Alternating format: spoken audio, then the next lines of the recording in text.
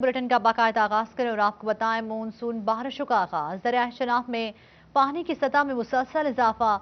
जंग हेड तरीमों के मकाम पर 2 रोज में पानी की मिकदार 2 गुना बढ़ गई है। पानी की आमद 49,760 क्यूसेक रिकॉर्ड की गई। आपको बताएं कि मानसून बारिशों का आगाज है। दरिया शनाब में पानी की सतह में मुसलसल इजाफा हो रहा है। जंग हेड तरीमों के मकाम पर 2 रोज में पानी की मिकदार 2 गुना बढ़ गई है। पानी की आमद 49,760 क्यूसेक रिकॉर्ड की गई है। आपको बताएं कि जंग हेड तरीमों के मकाम पर 2 रोज में पानी की मिकदार 2 गुना बढ़ गई है। पानी की आमद 49,760 क्यूसेक रिकॉर्ड की गई है। आपको बताएं कि मानसून बारिशों का आगाज हो चुका है। दरियाए चनाब में पानी की सतह में मुसलसल इजाफा हो रहा है। जंग हेड तरीमों के मकाम पर 2 रोज में पानी की मिकदार 2 गुना से बढ़कर पानी की आमद 49,760 क्यूसेक रिकॉर्ड की गई है। आपको बताएं कि जंग हेड तरीमों के मकाम पर 2 रोज में पानी की मिकदार 2 गुना बढ़ गई है। पानी की आमद 49,760 क्यूसेक रिकॉर्ड की गई है। इसी पर मजीद तफसीलात जानेंगे ब्यूरो चीफ तैयब सैफ से। तैयब बताएगा कि जंग हेड तरीमों के मकाम पर 2 रोज में पानी की मिकदार दुगना हो गई है। जी, जब से मानसून बारिशों का सीजन शुरू हुआ है उसके बाद से हर गुजरते दिन के साथ साथ दरियाई चनाब में पानी की मिकदार में इजाफा होता चला जा रहा है। अगर हम कादराबाद की बात करते हैं तो वहां पर पानी का जो दबाव है और बहाव है वो 1,64,870 क्यूसेक तक पहुंच गया है और यही पानी आइंदा 2 रोज तक हेड तरीमों के मुकाम पर पहुंचने का इम्कान जाहिर किया जा रहा है महकमा आबपाशी की जानिब से। अगर हम इस वक्त हेड तरीमों की बात करते हैं तो वहां पर इस वक्त 49,760 क्यूसेक पानी की आमद जो है वो रिकॉर्ड की गई है, जबकि वहां से पानी का जो निकास है वो 33,360 क्यूसेक रिकॉर्ड किया गया है। जबकि महकमा आबपाशी का ये कहना है कि हेड तरीमों के अंदर जो तोसी की गई है उसके बाद हेड तरीमों की जो कैपेसिटी है वो काफी बढ़ चुकी है और 6.5 लाख क्यूसेक पानी का जो लेला है वो ये बर्दाश्त कर सकता है और अभी वहां पर किसी किस्म के सैलाब का कोई खदशा जाहिर नहीं किया जा रहा।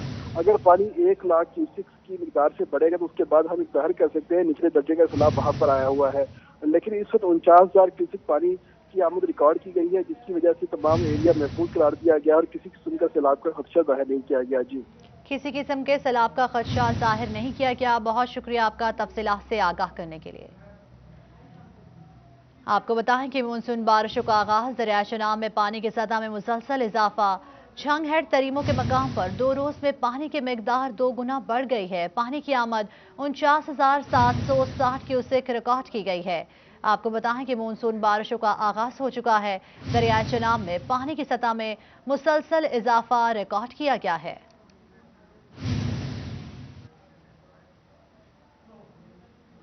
चिन्योर में मानसून बारिशों के स्पेल खतरे की घंटी बजा दी। शहर के गुंजान इलाकों मोहल्ला गड़ा, लाहौरी गेट, रेल बाजार समेत सरकारी महकमों की दर्जनों इमारतें बोसीदा हैं। बोसीदा और खस्ता हाल इमारतें शहरी और सरकारी मुलाजमीन के सरों पर मौत बनकर मंडलाने लगी।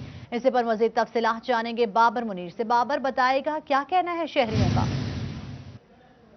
दर्जनों प्राइवेट इमारतें हैं जो इंतहाई खस्ता हाल है, चूँकि चिन्योट पुराना एक तारीखी शहर है और यहाँ पर जो है वो बुसीदा इमारतें हैं अंदरून शहर में, मोहल्ला लाहौरी गेट, मोहल्ला गड़ा और इसी तरह जो दीगर मोहल्ले हैं अंदरून शहर के वहाँ पर। और न सिर्फ एक तरफ पुरानी इमारतें हैं, दूसरी जानिब जो सरकारी इमारतें हैं वो भी इंतहाई खस्ता हाल हैं, जिसमें दफ्तर यूनियन कौंसिल 35 जो है वो शामिल है, लाइफ स्टॉक के दफातर शामिल हैं, CEO कम्प्लेक्स जो है वो शामिल है, इसी तरह जो है वो फायर ब्रिगेड का ऑफिस, सेक्टरी मार्केट कमेटी समेत दीगर जो सरकारी इमारतें हैं वो भी इंतहाई बोसीदा हैं। और ज़िले इंतजामिया की गफलत की वजह से गुज़श्ता 2 सालों में इनका सरकारी रिकॉर्ड जो है वो तैयार नहीं किया जा सका है। इसी तरह गुज़श्ता साल यहाँ पर एक बारिशों की तवील घंटों जो बारिश जो है वो जारी रही, उसकी वजह से एक मकान जो है वो मुनदिम हो गया जिसमें 5 कीमती जानें चले गई। शहरी मौजूद है, उनसे बात करते हैं। मोहतरम, क्या मुतालबा करेंगे जिस तरह सरकारी इमारतें भी खस्ता हाल है? जी बिल्कुल, जैसे आपने कहा है कि मानसून की जब बारिशें हो रही हैं तो मौसम बहुत ख़राब है, तो सरकारी इमारतें जो उनसी है उनकी हालत बहुत खस्ता है। तो आपने बिल्कुल ठीक है, जो पिछले साल यहाँ पे बारिशें हुई थी तो उसकी वजह से 5 जानें चली गई हैं। ऐसे ही गड़ा मल्ला है और मौजम शाह, बाकी मुख्तलिफ मल्ले हैं, क्योंकि शहर जो उनसे पुराना शहर है, तारीखी शहर है, तो हम हुकूमत से अपील करते हैं कि जी शहर की मरम्मत में कुछ हमारा हाथ बिल्कुल जी, शहरी का कहना है कि चूंकि ये पुराना और तारीखी शहर है और चूंकि जो बारिशों का मानसून का जो है वो सिलसिला इस वक्त शुरू हो चुका है, बरसात है, आए रोज़ जो है वो बारिशें हो रही हैं, घंटों तवील बारिशों का सिलसिला जो है वो जारी रहा है, जिस वजह से अंदरून शहर में ऐसे दर्जनों इमारतें हैं जो इंतहाई बोसीदा हैं, इंतहाई खस्ता हाल हैं, जिनके मुनहदिम होने का जो है वो खदशा जाहिर किया जा रहा है। और इसी तरह शहरियों का ये भी कहना है कि जब वो सरकारी दफातरों में जाते हैं तो वहाँ पर भी खौफ के साए जो है वो उन पर मंडला रहे होते हैं, चूँकि सरकारी इमारतें भी खस्ता हाल हैं। तो शहरी हुकूमत पंजाब से, इसी तरह डिस्ट्रिक्ट गवर्नमेंट से भी मुतालबा कर रहे हैं कि सरकारी इमारतों और इसी तरह जो प्राइवेट जो इमारतें हैं उनके सद्देबाब के लिए मुमकिन इक़दाम किए जाएँ। बहुत शुक्रिया बाबर मुनीर तफसीलात से आगाह करने के लिए। आपको बताएं कि चिन्योट में मानसून बारिशों के स्पेल ने खतरे की घंटी बजा दी। शहर के गुंजान इलाकों मोहल्ला घड़ा, लाहौरी गेट, रेल बाजार समेत सरकारी महकमों की दर्जनों इमारतें बोसीदा हैं। बोसीदा और खस्ताहाल इमारतें शहरियों और सरकारी मुलाजमीन के सरों पर मौत बनकर मंझलाने लगी हैं।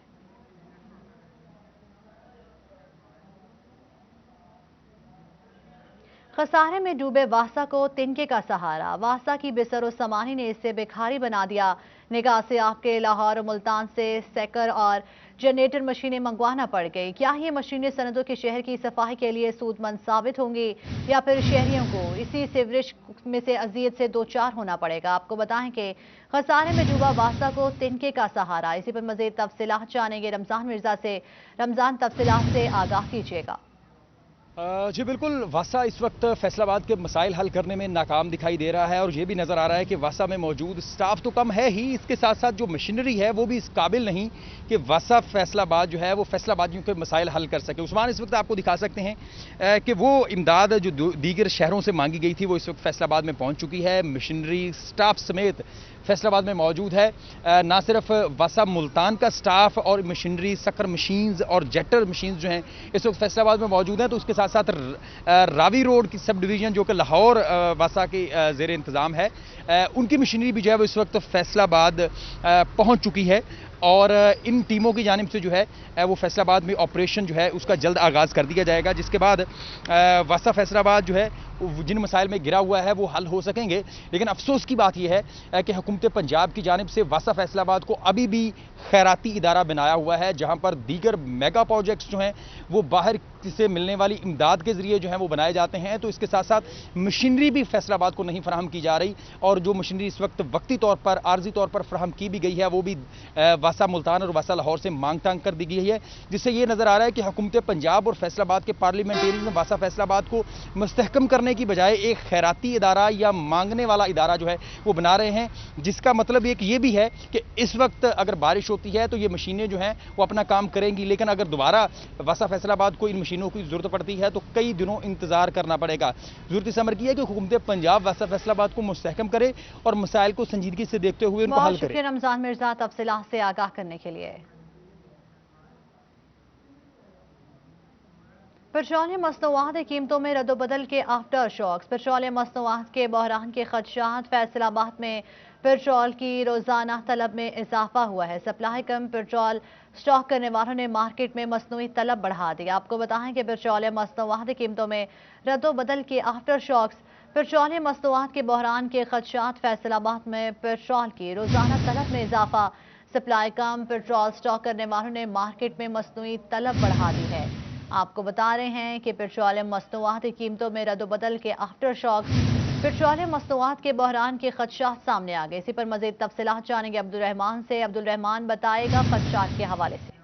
जब बात की जाए पेट्रोलियम मसनूआत का बहरान एक बार फिर से सर उठाने लगा और यहाँ पर स्टॉक करने वाले भी मुतहरक हो चुके हैं। अभी रेट्स रिवाइज होंगे तो उसके साथ ही ये बहरान नए सिरे से जन्म ले सकता है। वजूहत क्या है? हमारे साथ प्रेसिडेंट मौजूद हैं यहाँ पर, all Pakistan oil tankers owner association के शराफत अली खान खटक, उनसे जानते हैं। खटक साहब, क्या इश्यूज सामने आ रहे हैं? बिस्मिल्लाहिर्रहमानिर्रहीम। सबसे पहले सिटी 41 का शुक्रिया। देखिए, आपको याद होगा कि एक दिन आपके साथ शो करते हुए मैंने आपको एक कीमतों के मतलब बताया था कि ये ग्रेजुअली इंक्रीज़ करती जाएंगी। अब इसका मेन डेंट जो प्राइवेट OMCs हैं वो इस इंतज़ार में हैं कि ये मज़ीद रेट बढ़ें ताकि हम अपना जो तेल बाहर से मंगवाएं या जो हमारे पास रिजर्व स्टॉक है इसको मार्केट में सेल आउट करें। अब हम इस वक्त हमारे सिर्फ पाकिस्तान स्टेट ऑयल ऐसी कंपनी है जिसका आज से 1 महीने पहले तकरीबन 30 से 40% शेयर था पेट्रोल में, लेकिन अब वो 60% को टच कर रही है। सिर्फ हमारी PSO ऐसी कंपनी है जो प्रॉपर लोगों को फैसिलिटेट कर रही है। इसी तरह जो शेल का था ये 8% के तकरीबन का शेयर था, जो तकरीबन 1-2% पे आ गया है। इसी तरह टोटल और अटक का 15 से 16% इसका शेयर है मार्केट में, वो भी तकरीबन हाफ पे आ चुके हैं। और दूसरा आपको पता है कि हेस्कॉल, जिन और पुमा ये तमाम कंपनियां जो है ना वो मार्केट से गायब हैं, जिसकी वजह से ये भी बुरान सर उठाने लगा है और हुकूमत को चाहिए कि इस पर खुसूसी तौर पर तवज्जो दे। अब आपने देखा कि नारान और कागान में लोग 700 रुपये लीटर तक पेट्रोल ख़रीदने पर मजबूर हैं। ये उसी मिसमैनेजमेंट की निशानी है कि जब आप पेशकदमी के तौर पर पेट्रोल नहीं मंगवाते तो फिर आवाम को इसी तरह ज़लील ख्वार होना पड़ता है और लाइनों में लग के पैसे आपके जेब में और आपको तेल नहीं मिल रहा। तो मैं PSO की इंतज़ामिया का शुक्रिया अदा करता हूँ कि PSO इंतज़ामिया ने इस वक्त मार्केट को संभाला हुआ है, वरना फिर ये जिस तरह लास्ट ईयर आपने देखा कि लोग मारे फिर रहे थे, अगर PSO इसको संभाला ना देता तो लोग ज़लील ख्वार हो रहे होते और लाइनों में लगे होते और इस हुकूमत को कोस रहे होते। तो मेरी प्राइम मिनिस्टर से दरख्वास्त है कि काइंडली आपने जो ख़ास तौर पे जो रेट रिवीजन की जो 15 दिन की रखी इसमें नज़रसानी करें, क्योंकि उस JIT में इस पे बाकायदा ये ऑब्जर्वेशन दी गई है कि इसको पर मंथ में करें। उसकी बुनियादी वजह ये है कि जब स्टॉक होल्डर देखते हैं कि अभी रेट 15 दिन बाद बढ़ेगा, वो 8 दिन से पहले स्टॉक करना शुरू कर देते हैं और सप्लाई डिमांड से ज़्यादा उठाना जो है ना वो शुरू कर देते हैं, जिसकी वजह से ये क्राइसिस जन्म लेता है। लेकिन इस पर कोई तवज्जो नहीं दे रहा। तो मेरी अरबाब इख्तियार से ये गुजारिश है कि खुदारा इस ट्रांसपोर्ट के शोबे पे और इस शोबे पे रहम करें, इसको पर मंथ रेट रिवीजन पे लेके आएँ ताकि ये काम स्मूथ चल सके और ये 15 दिन के बाद जो जलालत पेट्रोल पंप वालों को या दूसरे हमारे ऑयल टैंकर्स को पेश आ रही। शुक्रिया तफसीलात से आगाह करने के लिए।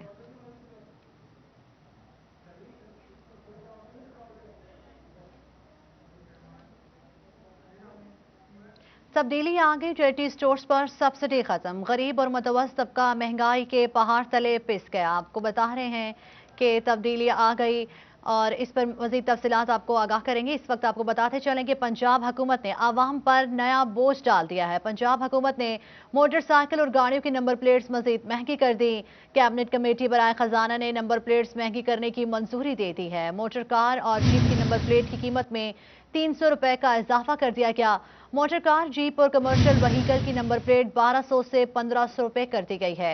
मोटरसाइकिल की नंबर प्लेट की कीमत में 250 रुपए का इजाफा कर दिया गया। मोटरसाइकिल और रिक्शे की नंबर प्लेट अब 1000 रुपए में मिलेगी। सरकारी इदारों की गाड़ियों को नंबर प्लेट 1600 और सेमी गवर्नमेंट व्हीकल की नंबर प्लेट 1500 रुपए में बनेगी। आपको बता रहे हैं कि पंजाब हुकूमत ने आवाम पर नया बोझ डाल दिया। पंजाब हुकूमत ने मोटरसाइकिल और गाड़ियों की नंबर प्लेट्स मजीद महंगी कर दी। कैबिनेट कमेटी बराए खजाने ने नंबर प्लेट्स महंगी करने की मंजूरी दे दी है। मोटर कार और जीप की नंबर प्लेट की कीमत में 300 रुपए का इजाफा कर दिया गया। मोटर कार, जीप और कमर्शियल व्हीकल की नंबर प्लेट 1200 से 1500 रुपए कर दी गई है। मोटरसाइकिल की नंबर प्लेट की कीमत में 250 रुपए का इजाफा कर दिया। मोटरसाइकिल और रिक्शे की नंबर प्लेट अब 1000 रुपए में मिलेगी। सरकारी इदारों की गाड़ियों को नंबर प्लेट 1600 और सेमी गवर्नमेंट व्हीकल की नंबर प्लेट 1500 रुपए में बनेगी। आपको बता रहे हैं अहम खबर के हवाले से कि पंजाब हुकूमत ने अवाम पर नया बोझ डाल दिया है। आपको बताएं कि पंजाब हुकूमत ने अवाम पर नया बोझ डाल दिया। पंजाब हुकूमत ने मोटरसाइकिल और गाड़ियों की नंबर प्लेट्स मजीद महंगी कर दी हैं। इसी पर मजीद तफसीलात जानेंगे अली रामे से। जी अली, आगाह कीजिएगा। जी बिल्कुल, महकमा एक्साइज की तरफ से एक समरी हमारे वज़ीर-ए-आला को अर्साल की गई थी और उसमें अपील की गई कि गाड़ियों की नंबर प्लेट्स की कीमतें अब नई मुकर्रर की जाए। और उससे पहले क्योंकि रेट बहुत कम थे, लेकिन अब कैबिनेट कमेटी बराए खजाना ने कल होने। आपको बताएं कि पंजाब हुकूमत ने अवाम पर नया बोझ डाल दिया। पंजाब हुकूमत ने मोटरसाइकिल और गाड़ियों की नंबर प्लेट्स मजीद महंगी कर दी हैं। कैबिनेट कमेटी बराए खजाना ने नंबर प्लेट्स महंगी करने की मंजूरी दे दी। मोटर कार और जीप की नंबर प्लेट की कीमत में 300 रुपए का इजाफा कर दिया गया। मोटर कार, जीप और कमर्शियल व्हीकल की नंबर प्लेट 1200 से 1500 रुपए कर दी गई है। फिर आपको बताएं, टोबा में आवाम तो फेस्को से परेशानी है, सरकारी इदारे भी नाला निकले। इसी पर मजीद तफसीलात जानेंगे शाहिद महमूद से। जी शाहिद, आगाह कीजिएगा। जी बिल्कुल, अगर बात करें प्राइवेट लोग तो रोना रोएं अपना, लेकिन सरकारी डिपार्टमेंट भी जो है सरकारी अपने ही डिपार्टमेंट से नाला नजर आ रहे हैं कि टोबा टेक सिंह का सबसे बड़ा गवर्नमेंट गर्ल्स कॉलेज जो है गुज़िश्ता कई रोज से जो है बिजली से महरूम नजर आ रहा है। उसके तीनों जो ट्रांसफार्मर हैं वो खराब हैं। क्या वजूहत अभी तक क्यों नहीं ठीक किए जा रहे? मेरे साथ डिप्टी डायरेक्टर कॉलेजेस मौजूद हैं, उनसे बात भी करें। दानिश साहब, क्या वजूहत हैं? आवाम तो जो है उनको तो परेशानी होती है, वो उनका ट्रांसफर नहीं ठीक होता, तो आपकी ट्रांसफर खराब हो चुके हैं, वहां पे बच्चे हैं, एग्जाम शुरू हो रहे हैं, कितनी परेशानी होगी आने वाले दिन? ये आप सही कह रहे हैं। देखिए, गर्मी का जो एक तसलसल पिछले दिनों में रहा है, उसमें जो लोड की कमी है उसकी वजह से ये हादसे हुए हैं कि तीनों ट्रांसफार्मर हमारे जो हैं वो सड़ गए थे। मीनवाइल हमने कंपिटेंट अथॉरिटीज़ को भी, एक्सीएन साहब को भी और यहाँ के जितने भी पॉलिटिकल फिगर्स हैं उनको भी इस बारे में इतला दी ताकि बच्चों को प्रॉब्लम ना हो। बच्चों के आगे पेपर्स भी आ रहे हैं, बोर्ड के सेंटर्स भी बने हुए हैं। जो अपने रिसोर्सेज से हम कर सकते हैं, हमने ये किया कि जनरेटर से जितना भी हम चला सकते हैं हमने उसको चलाया है। और ट्रांसफार्मर ज़ाहिर है आपको पता है कि इतना स्पेड में नहीं पड़े होते, तो हम लोगों ने ये किया कि उसको फ़ौरन जो है वो रिपेयर के लिए भेजा है। अब इसमें वक्त लगेगा क्योंकि इसका लोड पूरा नहीं हो रहा। और ये हमारे सिर्फ टोबे का नहीं, ये गुजरे में भी ये इश्यूज़ आ रहे हैं कि लोड ना होने की वजह से पंखे सड़ गए। हमारा काफ़ी नुकसान भी उसमें हुआ कॉलेज का कि वो 300 से प्लस। बहुत शुक्रिया तफसीलात से आगाह करने के लिए। टेक्सटाइल सेक्टर में जिद्दत का सफर जारी। बरामदात 15 अरब डॉलर तक पहुंची तो नित नई टेक्नोलॉजी भी आने लगी। इसी पर मजीद तफसीलात जानेंगे मोहम्मद बिलाल डोगर से। जी बिलाल, क्या तफसीलात हैं? मुल्क की बरामदात में टेक्सटाइल सेक्टर ने 15 अरब से जायद का हिस्सा डाला, तो दूसरी तरफ इंपोर्ट के अंदर भी जदीद मशीनरी की इंपोर्ट्स में 35.35% तक जो है वो इजाफा रिकॉर्ड किया गया है सिर्फ टेक्सटाइल मशीनरी के अंदर और जदीद मशीनरी के ऊपर। लेकिन अभी तक ड्यूटीज और टैक्सेस की भरमार है जिसके ऊपर तहफ़्फ़ुज़ात का इजहार किया जा रहा है। हमारे साथ साबिक SVP Faisalabad chamber of commerce and industries मौजूद हैं, फारूक यूसुफ साहब, इनसे बात करते हैं। फारूक साहब, आप तो इस पूरे सेक्टर से वाबस्ता भी हैं, इंपोर्ट्स के अंदर भी मशीनरी कहते हैं, किस हद तक देखते हैं खुशाइन चीज़ तो है जदीद मशीनरी आई, लेकिन क्या इस इंपोर्ट के ऊपर अगर देखा जाए तो पाकिस्तान को इससे अभी ज़्यादा ज़रूरत है या मशीनें भी कम आई हैं? क्या इसका पूरा सर्कमस्टांसेस है? जी बहुत शुक्रिया बिलाल, बिस्मिल्लाहिर्रहमानिर्रहीम। देखें, मैं ये समझता हूँ कि जितनी ये मशीन्स आई हैं ये अभी कम है, इसकी अभी और बहुत अशद ज़रूरत है। जो जिद्दत के साथ मशीनरी यहाँ पे लगेगी वो आपकी एक्सपोर्ट को बढ़ाने में मदद करेगी। देखें, अभी 20% के करीब सेल टैक्स है, बहुत सारी मशीन्स पे कस्टम ड्यूटीज़ भी है, कुछ एग्जाम्प्ट हैं कि कईयों पे बहुत ज़्यादा आपने बैरियर्स लगा दिए हैं जिसकी वजह से आपकी इंपोर्ट उस तरह से नहीं है टेक्सटाइल मशीनरी में या एम्ब्रॉयडरी मशीन्स में जो आपकी इंपोर्ट में हिस्सा डालते हैं। और जब तक ये मशीन सस्ती नहीं होगी, ये आम आदमी के दस्तरस में नहीं आएगी, तब तक आपकी एम्प्लॉयमेंट उस तरह क्रिएट नहीं होगी और उसी तरह आपकी एक्सपोर्ट को बढ़ाने में ये मशीनरी उस तरह का रोल अदा नहीं कर रही। इस वक्त अशद ज़रूरत यह है कि इन टैक्सेस को ख़त्म किया जाए ताकि ये मशीनरी मज़ीद से मज़ीद आए और आपकी एक्सपोर्ट में और एम्प्लॉयमेंट क्रिएट कर सके। बिल्कुल जी, एम्प्लॉयमेंट क्रिएट करनी है, जो नौकरियां ज़्यादा देनी है, एक्सपोर्ट्स को बढ़ाना है। तो जैसे पहले फैसलाबाद के अंदर गली मोहल्लों के अंदर लूमे जो है वो घरों के अंदर 2-2, 3-3 लोगों लगा के अपना रोजगार भी चलाया था और एक्सपोर्ट्स के अंदर अपना हिस्सा भी डालते थे, लोकल मार्केट को मजबूत कर रहे थे। अगर हमने दोबारा उस चीज़ को रिवाइवल करना है तो फारूक साहब की बिल्कुल मशवरा ठीक है कि उन मशीनरी के ऊपर जो आयद इतने भारी भरकम टैक्सेस हैं और ड्यूटीज़ हैं उसको रिलीफ देना होगा ताकि पाकिस्तानी बरामदात के अंदर। बहुत शुक्रिया बिलाल तफसीलात से आगाह करने के लिए।